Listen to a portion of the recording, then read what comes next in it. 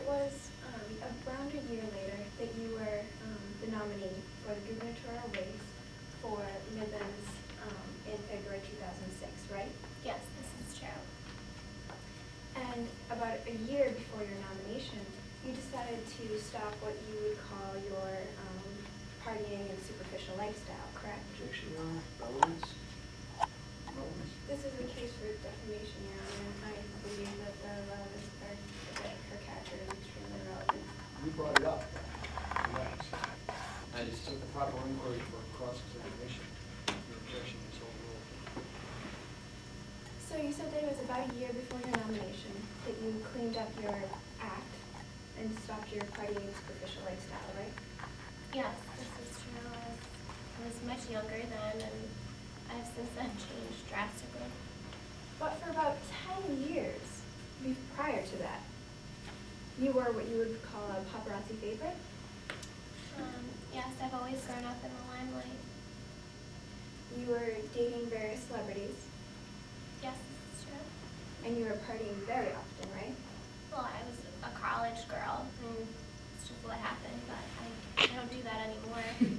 Now, it's fair to say that during that 10-year period, not only during your college years, 10-year period, that you were filling the covers of many tabloid and gossip magazines around, right? Yes, this is true. And that was only up until 1 year before the election, right? Yes, I mean, once you're a celebrity, it's hard to just stop being a celebrity. Yeah. So then it's fair to say that you haven't always had a positive relationship with the press then, right? The press has been a little bit pushy with me in the past, but, yeah, that's pretty true. In fact, you actually have cases of physical assaults against members of the media, don't you? I had two assault charges brought on me, but I was much younger and a little rambunctious. You said it was 2 assault charges? Weren't you charged for 3 assault charges? I was, but the third one was dropped. But you were charged for 3. Yes. Assault charges for members against the media, right? Yes, but one of them was dropped. Okay, so now one of these included you aiming a gun at a photographer, Yes, that's true. and another one was you pushing a reporter off of a motorcycle, correct? Yes, that's true. And didn't you even throw a brick at a reporter's car? Yes, that is also true. And that was because they made a comment about your father, right? They made a comment about my father, and they were screaming at me and running at me, so yeah, I threw a brick to defend myself. Against their comments? No, against them running at me. They were running at you inside of their car? They were inside their car. Okay. So, as you admit, you've always had a temper then, right? In the past, I would say I got a little irritated at times. I don't really have a temper anymore. But you would say that you did have a temper, quite a temper. Yes, in the past when I was, more of a celebrity And you mentioned earlier that when people push your buttons, you tend to react to them, don't you?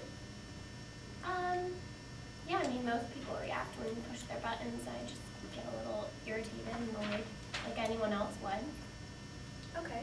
Now let's talk about the night of Professor Hamilton's death. You saw Professor Hamilton leaving the Civic Center as you were about to get into your car, correct? Professor Hamilton was leaving the Civic Center running towards me, yelling, but yes, this is true. In fact, you were actually ducking into your waiting limousine at that point when you saw him approaching you. Yes, this is true. And your personal assistant, Casey French, was in the driver's seat, correct? Yes. And the car was running. Yes, it was. And as you saw him, he was not reaching you at that point yet, right? No, he was not. He was running towards me, though. And you actually thought in your head, should I stay and confront Professor Hamilton, or should I get back into the car, didn't you? Yes, she seemed very upset at the time. And that was because you didn't really have time for an argument in addition as well. well, right? Well, I mean, I didn't want to fight. I don't like to fight with people, but I figured it would be for the best. But you didn't think in your head, I don't have time for this argument. Is that what you're saying? I didn't think I didn't have time.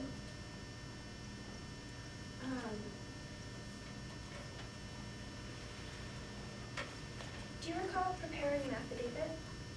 Yes, I do.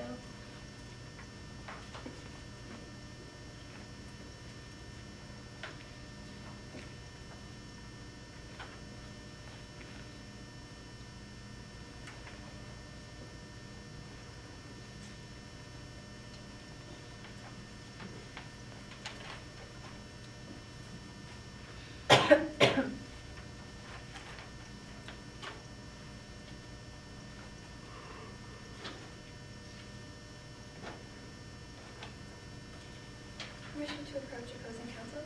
Yes, sir. Should I ask? We will be referring to line 62.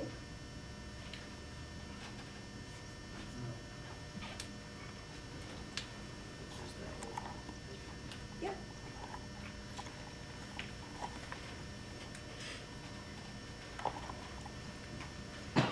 Permission to approach the witness? Yes, sir. Is this your affidavit you wrote? Does Yes, that seem like a this is- very fair and accurate copy?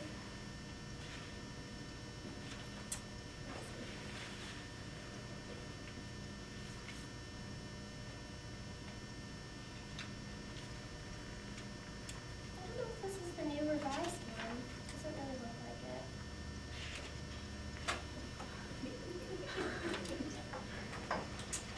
Do we have, it's in the new one, but we don't have the new one here. This isn't the paragraph All right then, we will move on. Okay.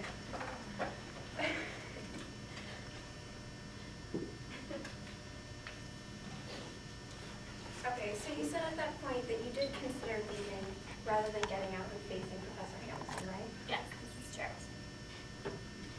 Now, Professor Hamilton seemed very angry as he approached your car, right? Yes, he was running at me and screaming at me. And he even made a comment about your father while he was screaming at you, right? Yes, he did. And you testified that at the time it made you fear for your safety, right? Yes, I was very scared. I'm small, and Professor Hamilton is a rather large male. But Professor Hamilton was only emerging out of the building, right? He had not actually been able to approach your car at that point, right? No, but he was proceeding to my car at a very, quick rate. But despite the fact that made you fear for your safety, even though you were in the car and he was just emerging out of the building, right? Yes, well, I decided to confront him. I was still a little afraid of my safety, but I figured it would be best to confront him rather than leave him upset. Yeah, you felt that you had to protect yourself, you said, right? Yes, to protect myself while I confronted him. So, you did not have the limousine drive away that day, did you? No, I did not. You chose to stay and confront him?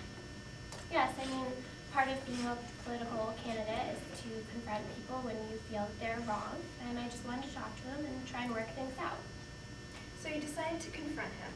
And to confront him, you reached into the console of your car and you took out a gun, didn't you? Yes, I did it for safety precautions. I wasn't actually going to use it. I was more going to confront him verbally. These were the safety precautions you were taking in order to confront him, right? Yes, he's a huge guy.